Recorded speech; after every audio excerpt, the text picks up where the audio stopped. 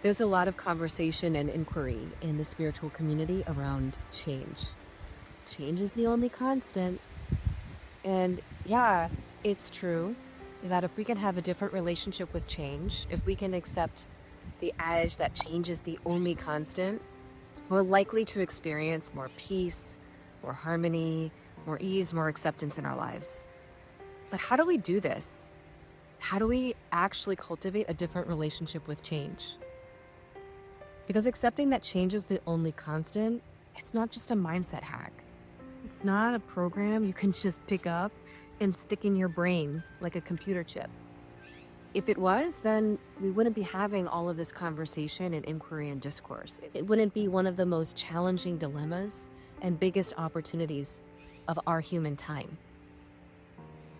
So, how do we cultivate a different relationship with change?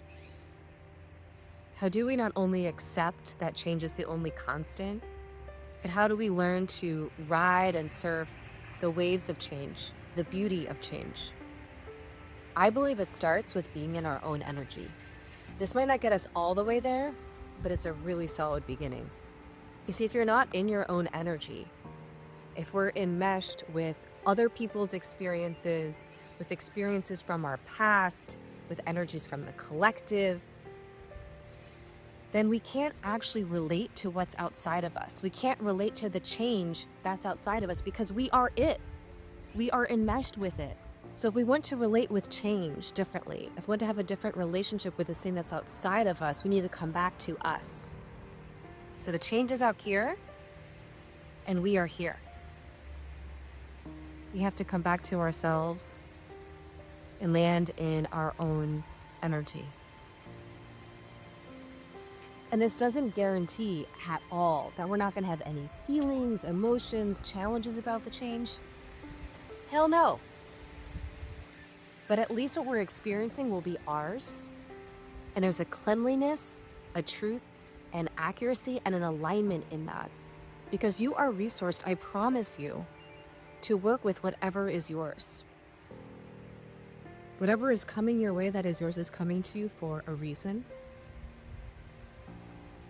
But if it's not yours, now we're in a whole other soup. And most of us have lived our lives enmeshed in this whole other soup, that it's a whole practice to just come back to ourselves and remember what it feels like to be in our own energy.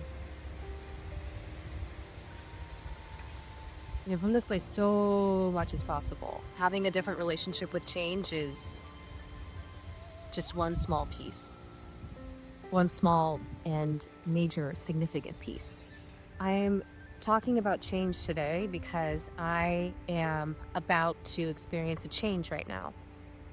It might sound like a small change, and that's exactly why I'm talking about it. I'm going to go pick up my daughter from school.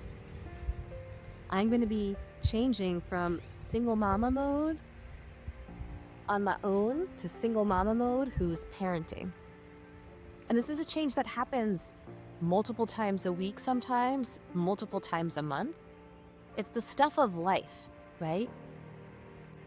When we think about changes and we think about being able to ride the current of change with more ease and grace, usually we're thinking about the bigs, the loss of a loved one, the beginning of a relationship.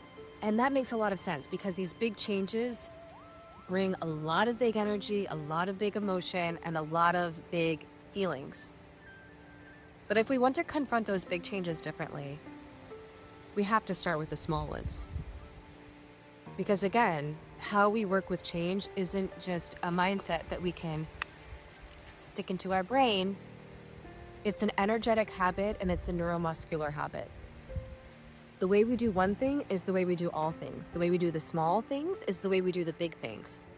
So if we want to relate with the big changes of our lives, the ending of a relationship, the launch of a new business, moving into a new home or to a new country, if we want to move with these big changes with greater ease, grace, resilience, and divine guidance, then we also have to change the way we're working with the small changes.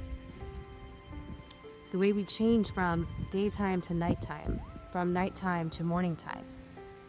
The way we change from being in single parent mode who's on her own to single parent mode who's parenting. The way we change from one meeting to the next. The way we change from being in an Uber to out of an Uber. So the habit that I am inviting you to incorporate into your life is a simple and super, super, super powerful one, which is to come back to your own energy. Because again, this is what's going to allow you to relate to this change from a place of actual relationship where you're separate from it, where you can relate to it with the resources of your physical system, of your own clarity and inspiration, your divine guidance. Come back to your energy again and again and again. With the big changes, with the small changes, find ways to incorporate this into your life in ways that are bite-sized and meaningful and easy to repeat. For me, I do this every morning and every evening with a simple guided practice to call your energy back. It takes 8 minutes, and by the end of it, I feel a landing in the core of my being. I feel a somatic release of who knows what, of all sorts of energy that is not mine. I feel a steadiness and a clarity in my thoughts, and I feel an ability to discern what is here, what is present, what is right in front of me, from what is old information that feels like it's relevant, but really isn't because it's just a body memory from the past. This is the power of coming back to your own energy. And again, don't wait for the big stuff. Don't wait for the board meeting. Don't wait for the product launch. Don't wait for your marriage to come back into your own energy. Do it every day. Do it multiple times a day. The more you do this, the more it will just be where you are and where you live. The more it will be the new home. The more it will be where you want to reside. And the more you'll be able to not only accept that change is the only constant, but the more you'll be able to ride and surf the current of change and all of its benevolent intent and the benevolent direction that it's bringing to your life.